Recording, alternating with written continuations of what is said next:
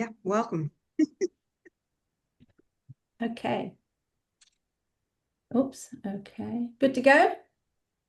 We are good to go. Okay. Thank you, Ruth. Thank you, Andrea. Hello, everybody. Thank you for inviting me here today. What I'm going to do is straight away, I'm going to share my screen. And Ruth, if you do me a favor, please, and let me know if you see my screen. Do you see that? Yeah.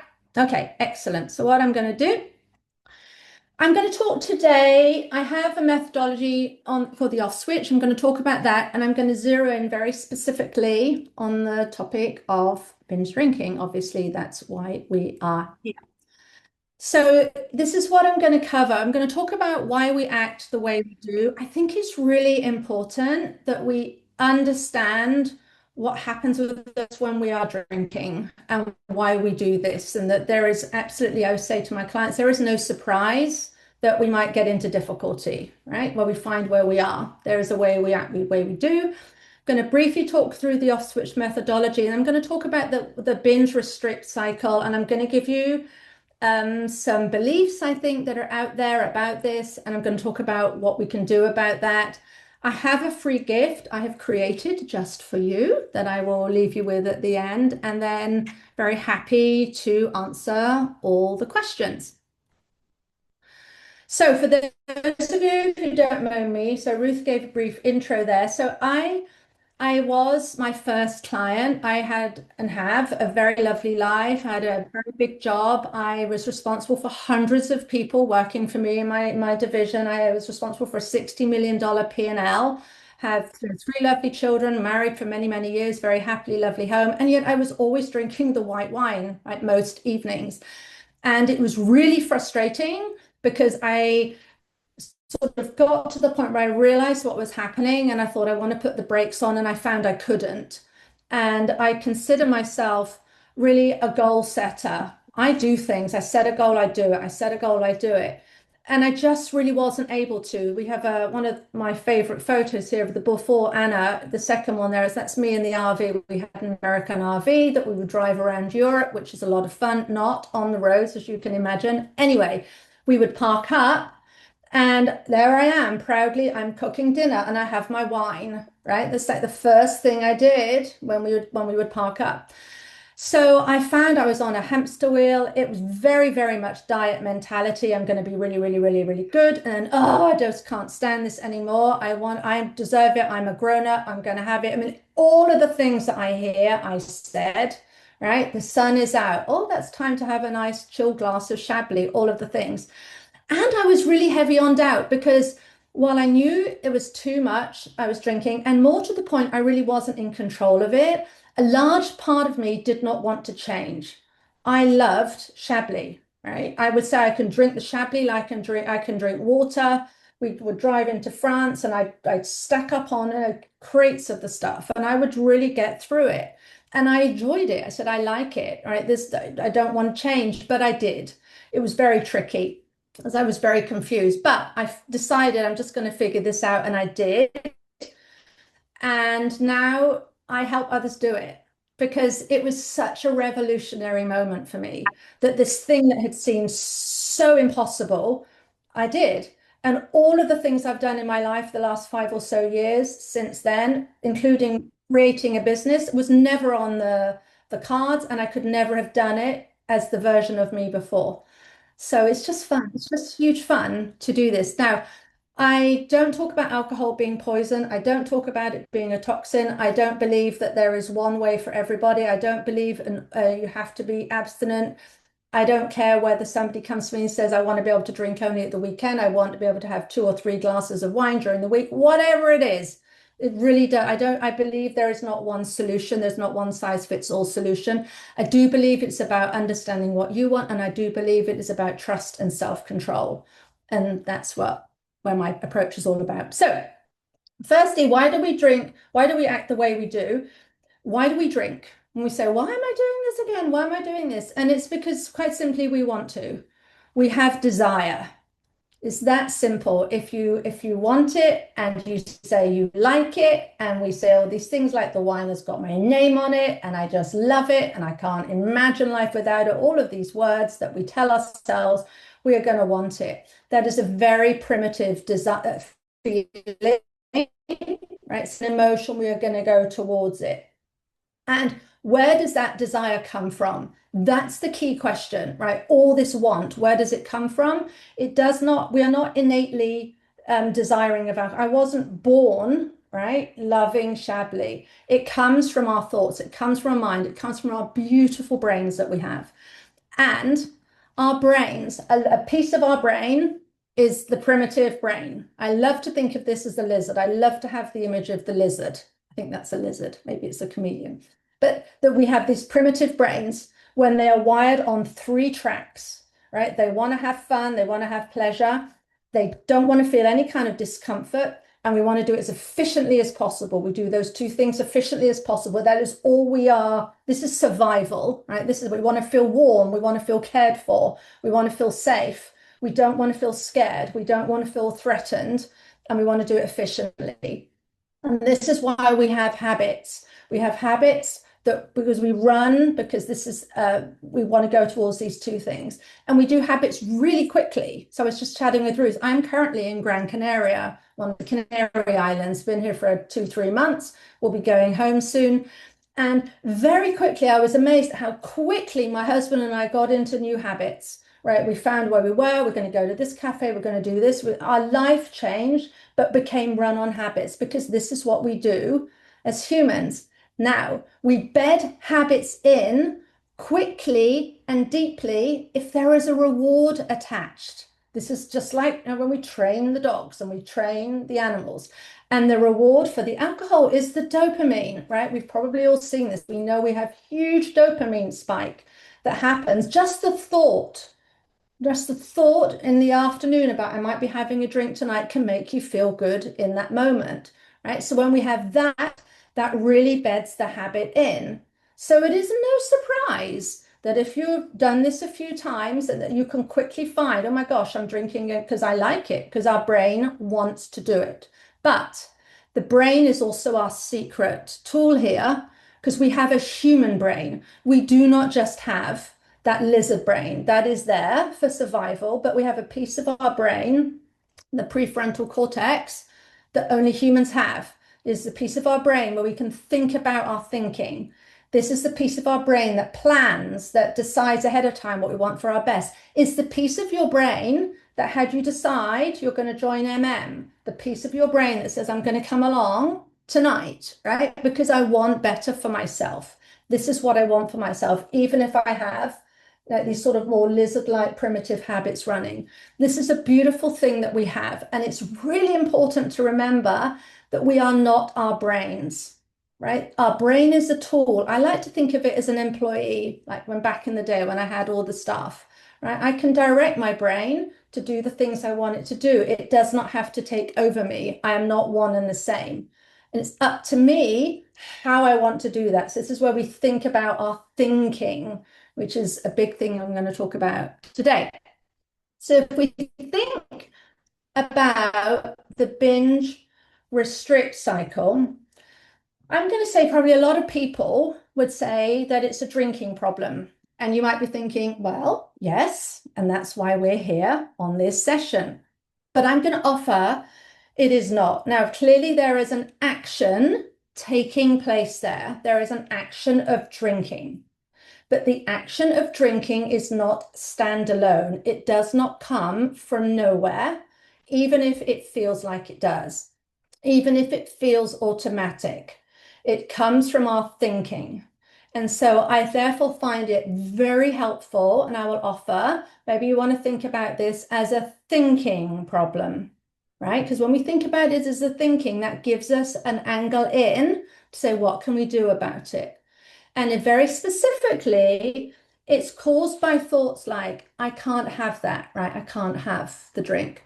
I shouldn't drink this, or I can't stop, or I'm in the middle, I'm doing it now, or my personal favorite, I'm going to talk about in a minute, I'm on the slippery slope, right? So I want you to think about all these things that we say, how we label this.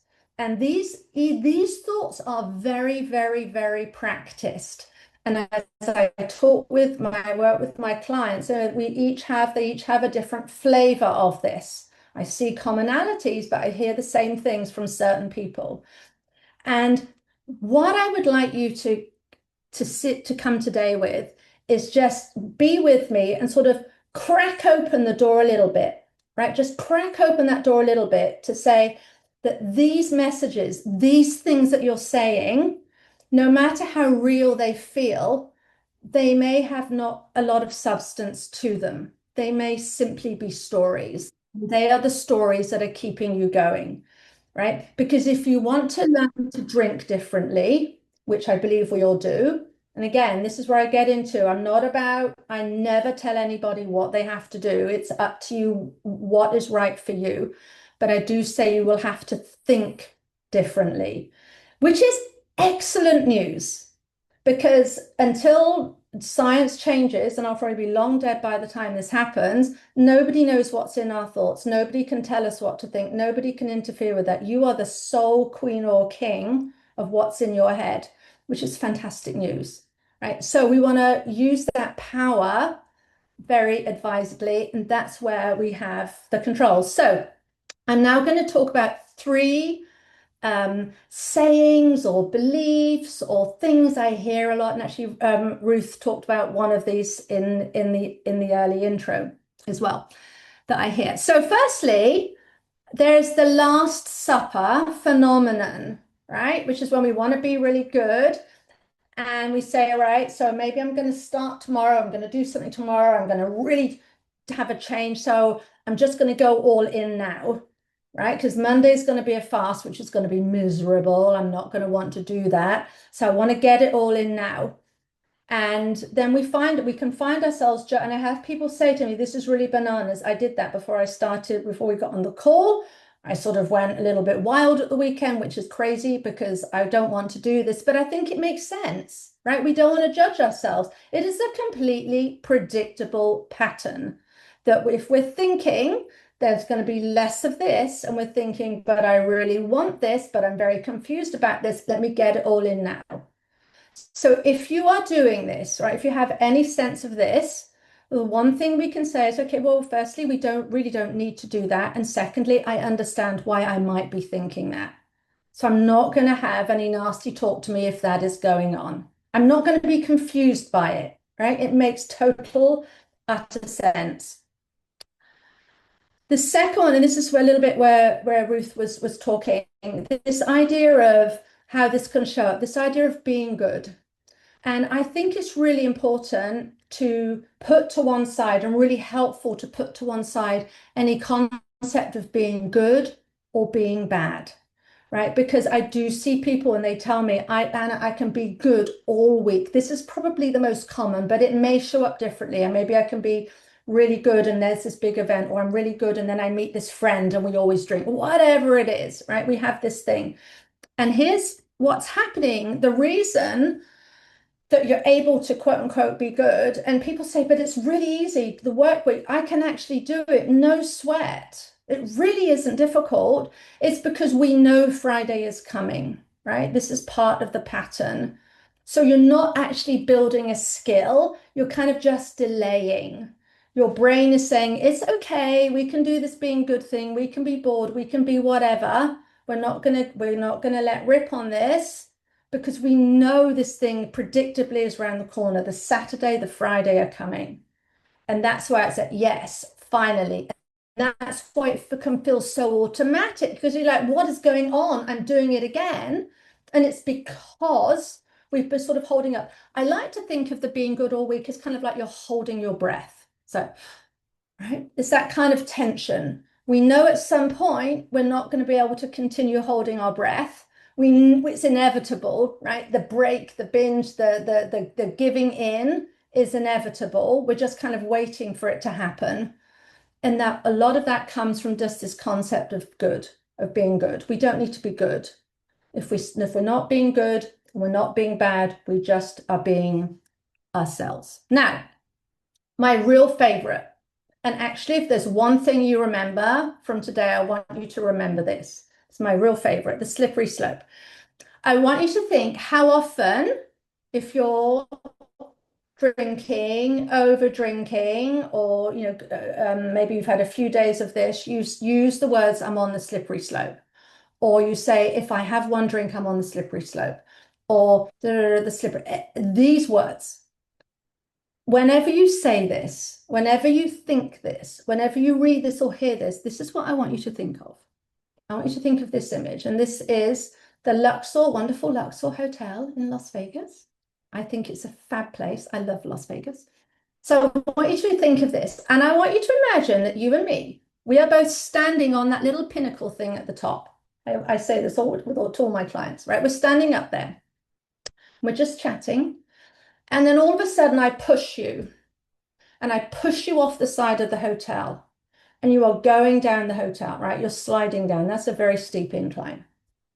Now, right now, as I'm talking, I might pause for a second. I want you to think, what would you do if just imagine that this is happening, right? You find yourself sliding down the hotel. What would you do? I want you to think about that. And what I'm going to offer is what you would do is you would try to stop the descent. People tell me maybe I'm going to put my hands out. Maybe I put my knees out. Maybe I'm screaming, but I'm frantic. I'm trying to stop, right? What you are for sure not doing is, oh, I'm on the slippery slope. That's it, right? I'm just going to go on down now. That's it. I'm just going to hit the bottom. There's nothing I can do. No. So if you ever think you're in your drinking and you're not able to stop, I just want you to think of this. What can I do? And I want you to have the image of I can put my hands out. There are things we can do. There's lots and lots of things we can do. I don't have time to go through them all today, but we can pause. We can take a breath. We can leave the room. We can just collect our thoughts. There are things we can do. But the more you say, I'm on the slippery slope, the more you're going to stay on the slippery slope. And really all that's happening is that we're sort of mid-desire and we just don't want to stop the desire. I remember this. I remember being, in the evenings, it'd be, oh God, I've got work tomorrow, or I've got to do this, and I wouldn't care about my health. I wouldn't care that I wasn't going to sleep well. I wouldn't care about any of that stuff, right? Because I was in it. I was in the thing. And it's like, there's nothing stopping me now. But if you use these words, I want you to think about grabbing out. What can I grab onto?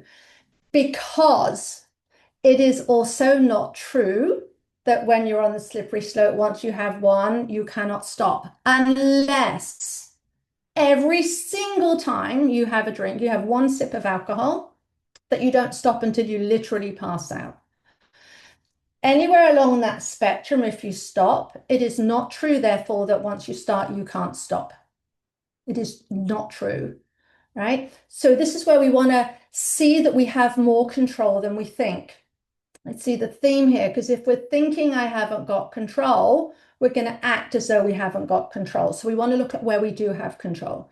You have for sure stopped mid-drinking before, for sure, right? And all that's really happening is often is that you've just stopped later than you wanted to. So maybe you had 5, 6 drinks and you think that's just awful, but you still stop. You still stop at the 6. You don't carry on drinking all the way through, until the next morning every single day, unless you do. If you do, that's a different matter. You wouldn't be on this call. So you do stop. So the skill is not stopping. You can already do that.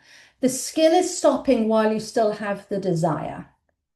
And the way we do that is we want to be willing to, I say, feel appropriately uncomfortable, because you are not going to want to do it. But there's 2 things there. It's being aware of it and then learning what to do and then applying that. And so this is where the awareness is the first thing. So again, I want you to think of that. If you're the slippery slope, think of the Luxor. Okay, that was that thing Anna said. Okay, what can I do? Just want to be aware. Even if you do nothing, you're being aware. But the super great thing is that this is really a very learnable skill. There are tools. This is what I do with my clients so that we just practice and practice and practice. And I know it's learnable. And then we learn to apply it so that we then become the person who does this. So we become the person who is able to stop. So we stop saying, once I have one, I can't stop because we believe it's a lie. But to start with, we want to just be telling ourselves, we have to distinguish the stories that are helping us versus those that aren't. The other piece of this is I really want to talk about the shame spiral. This is where we quote unquote try to be good. It's that being good again. I want to be really good. And then we crack, and then we feel really ashamed. And this isn't, I talk about beating yourself up here. It actually isn't even just that, right? It's a very common thing we talk about. We know that, don't beat yourselves up. This is kind of like giving ourselves a very sensible talking to. That also does not often help, right? Because we then say, well, if I know all of this, people tell me logically I know this, and yet why do I still do this? Logically I know this, and I'm still doing, and I feel so ashamed. Why can't I ever learn? If that helped, I would say do it. But it doesn't break the cycle. In fact, shame is the thing that feeds the cycle. It is the fuel. So not only does it not help, it makes it worse and stronger because we'll have a binge, we'll overdrink, we'll feel all of the shame. Then we say, okay, I just need more rules. I need to be better. I need to do this. I need to do that. I need to put in all these constraints, right? We feel very restricted. And then being grown-ups, at some point we say, I'm a grown-up. I'm going to have a drink if I want to. This is ridiculous, right? I don't like this. We don't like how restriction feels. We have the effort moment, and then we just overdo it. And then we're back into this, right? So I want to think, when you think about shame, the main reason that we just don't want to go there, and it is totally optional because shame is just something that you're creating for yourself, the way you're thinking about yourself. It is not stopping the shame spiral, it actually predicts the next one, right? Because we're feeling all ashamed, and it's like, okay, well, I may as well have a drink now and feel a bit better because I've already screwed it all up, right? And this just feeds, this is negative energy that is feeding, and it is all very, very unnecessary. So I want you to think about this is a little exercise you could do now and afterwards. I really want you to think about it. So how do you talk to yourself? Right? Really, how do you talk to yourself?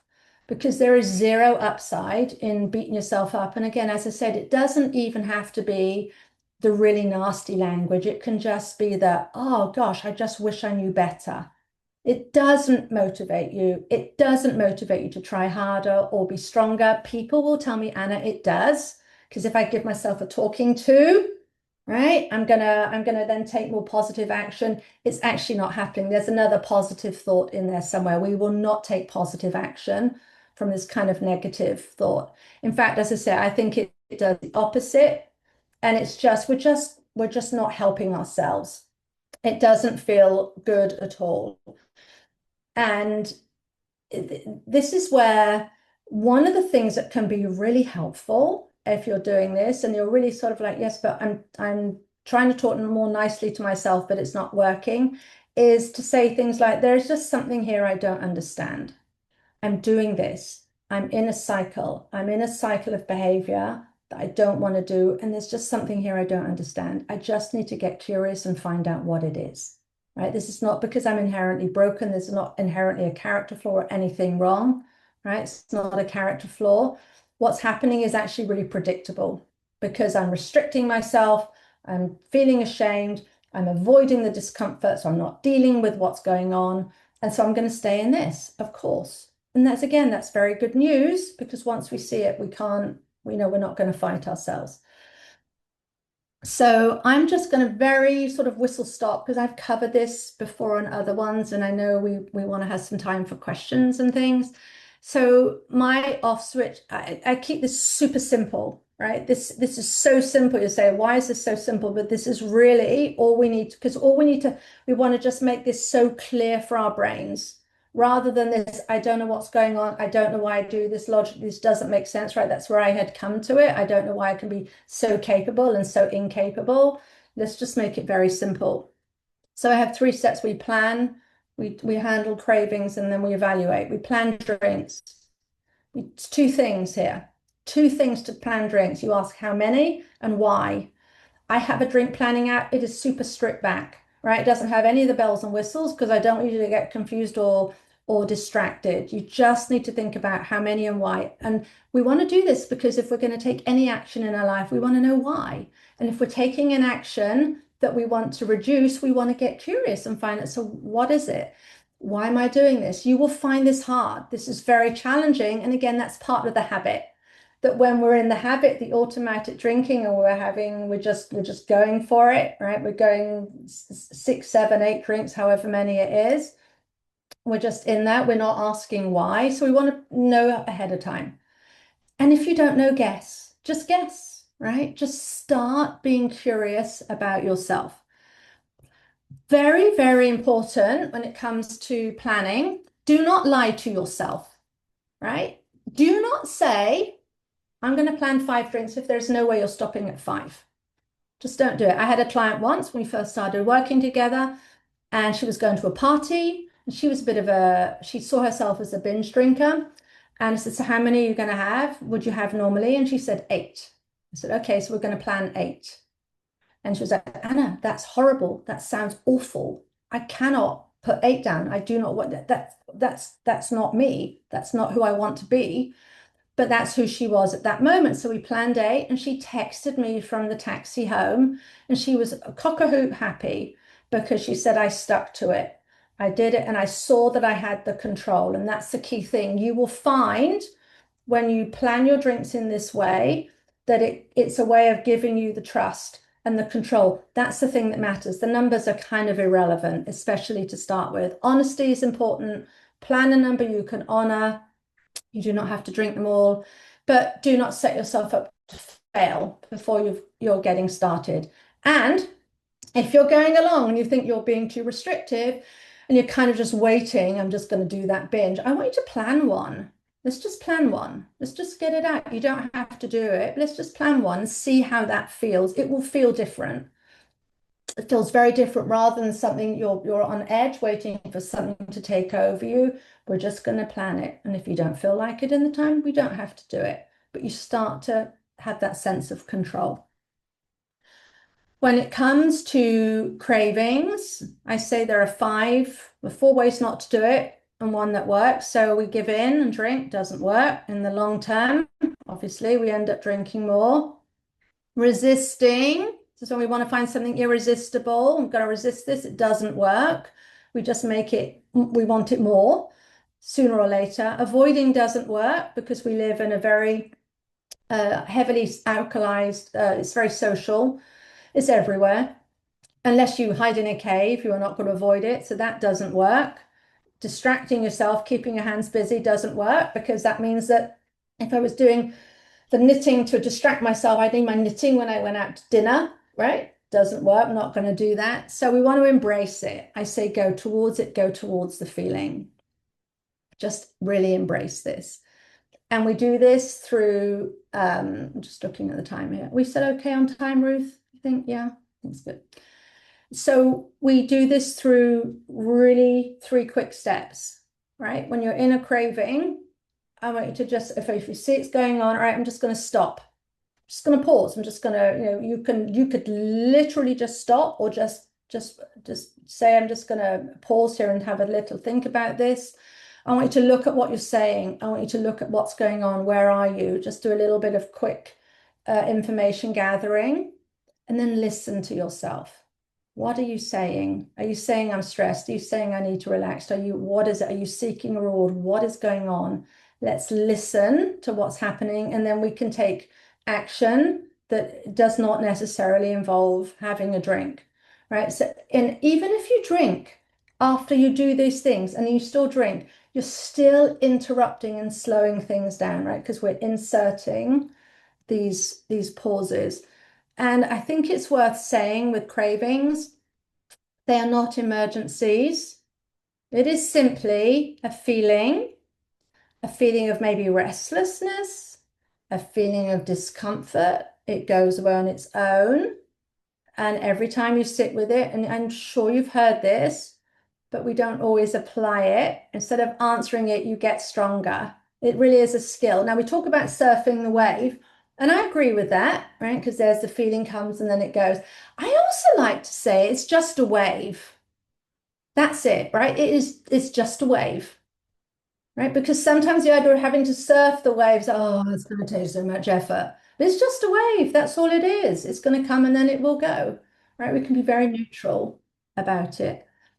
We want to get super scientific. We want to be very, very, very, very curious and ask what's going on. This is another huge thing. You could do this every day.